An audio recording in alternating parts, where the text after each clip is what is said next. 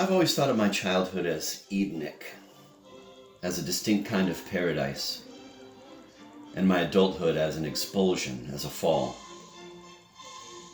And I think of Jersey City, circa 1960, as the loveliest place in the world. I still think of it as paradigmatically beautiful, with its pre-war apartments and Beaux Arts office buildings and its pastel beatific twilights, and infested, as it was, with nuns. And I used to tell people when I got a little older that my parents were very much like Rob and Laura Petrie on the Dick Van Dyke Show. Very young, sophisticated, very good looking. Although I never really identified much with their son, Richie, who was much too rambunctious and coarse for me. I guess the character, the boy, I identified with most on TV at that time was probably Davy from Davy and Goliath, a Christian stop-motion animated show produced by the Lutheran Church in America, and Art Clokey, who'd produced the Gumby series, which used the same type of stop-motion animation, and which I also admired very much. And I felt such a close kinship with Davy because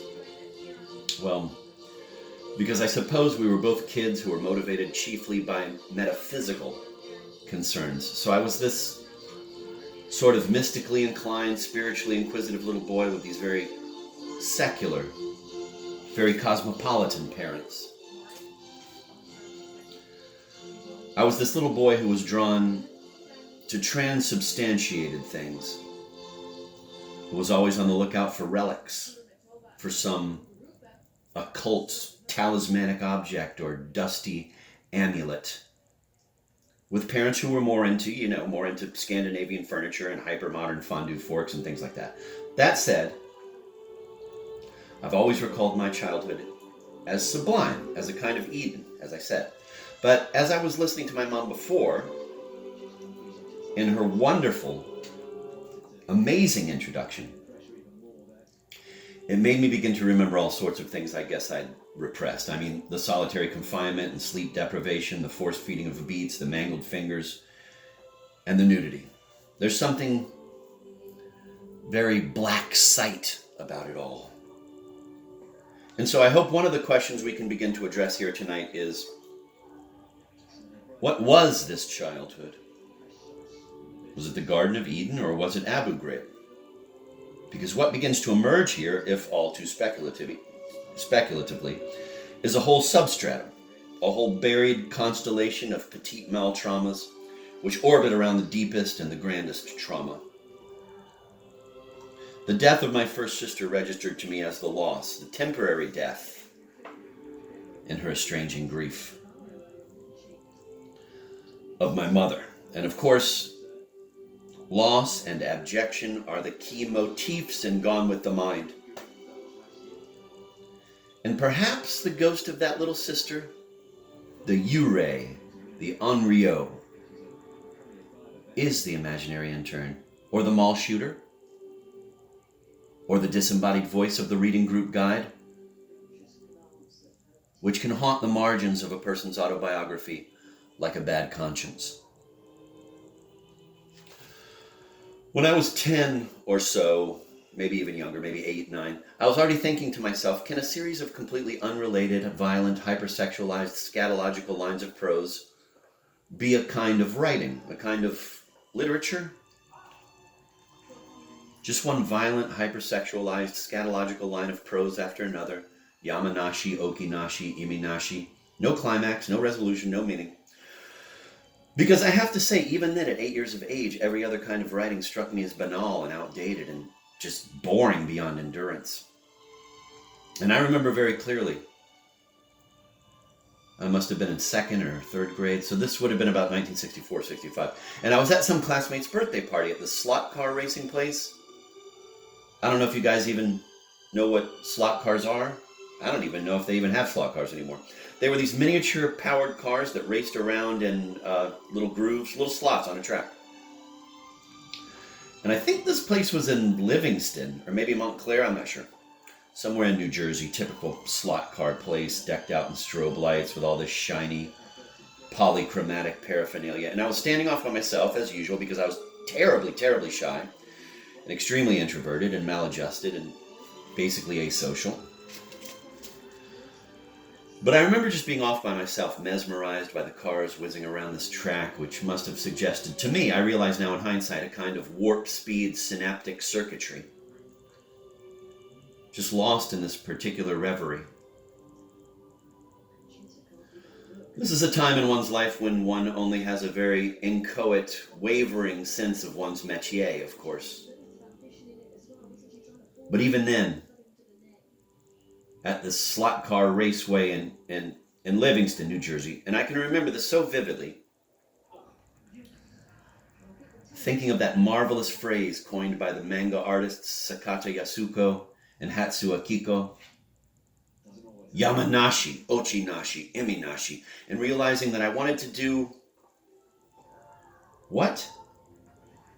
I didn't know for certain then, but definitely something involving the interlacing of brutality and mysticism. It became obvious to me at that very moment, amid that delirious, hypersynaptic circulation of tiny cars, that my life's work would exhaust itself upon two themes: nerves and nerve. That is, neurology and audacity. There was a girl in my class, a girl who was not invited to this slot car party, or to any parties for that matter. She was pretty much a pariah, in fact. This girl was the person I usually talk to about things like that. She was the first person, I think Sarah was her name, the first person I felt comfortable enough with, and I suppose kindred enough with, to, even very tentatively, use language like that to try to describe my sensations. Once we fed each other teaspoonfuls of green novohistamine elixir, and she said something to me about my bangs that made me feel special. I don't remember exactly what I was, but I remember her auburn hair and her dense freckles and her chapped lips at that moment when she kissed me. This was a girl who exuberantly chased boys around the schoolyard at recess, boys who were terrified by her webbed fingers and ran from her in genuine visceral revulsion. I wonder what's happened to her. I wonder if she's had a decent, happy life, if she's even alive today. If I were ever to asked to give a commencement speech, which I'll never be, I'd say basically, they're all going to laugh at you. Life is pretty much like Carrie's prom. So, stay secret. The imaginary intern and I used to love this commercial for Dove dry spray antiperspirant. There'd be a series of women, and each woman would raise one arm in a gesture pretty closely resembling the Roman salute, spray on the antiperspirant, stroke her underarm with the index and middle fingers of her other hand, and then snap her fingers to demonstrate that the product goes on instantly dry. Both of us thought that it was exceptionally beautiful, and if he was watching TV and it came on and I was doing something somewhere else in the house, he'd call me. He'd call out, "Mark!" One time he actually called me Tweezers, like those kids at summer camp. He was like, "Tweezers, the Dove commercial is on." And we started doing the gesture for each other. Quick swipe of the armpit, then a finger snap. It was a cute little thing between us. Our little gang sign, I guess. But it's odd, as time went on, it somehow came to mean something much more to us. It came to represent, and this was a completely tacit understanding, not something we ever broached out loud. The gesture came to represent, to symbolize equanimity in the face of death. And perhaps, and I say this in hindsight, perhaps even an infatuation with death.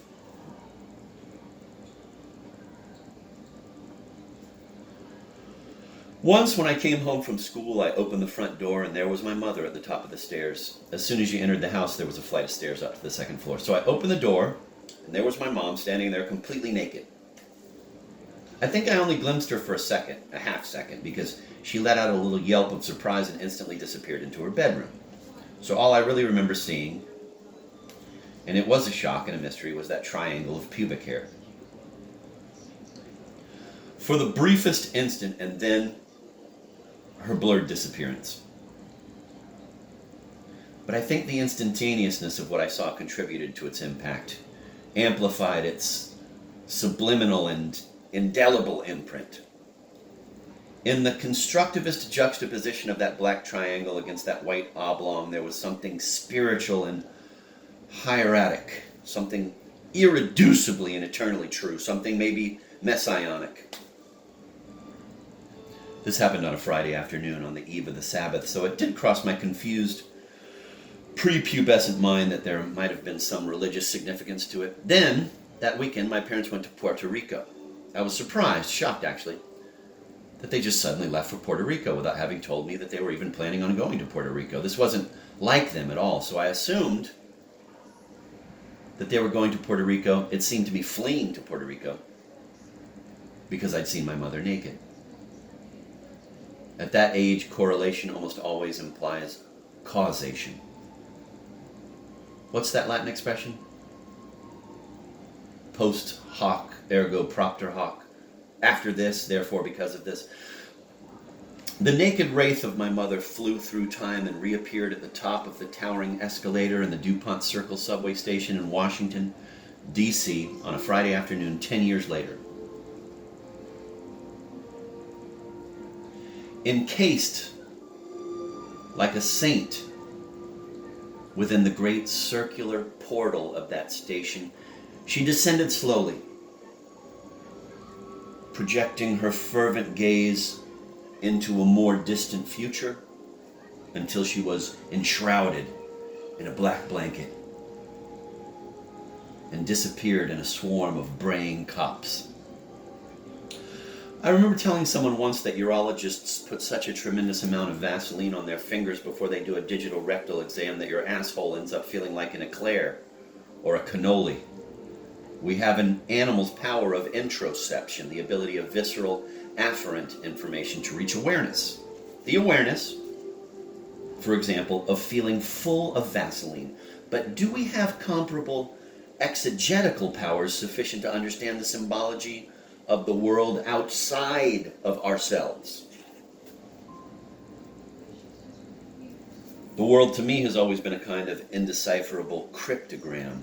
For instance, the kids in my bunk at summer camp nicknamed me Tweezers, which to this day I simply can't understand, nor do I understand completely how a naked mother at the top of a flight of stairs and then 10 years later a naked woman at the top of an escalator. I just don't understand completely how that could happen or what it means.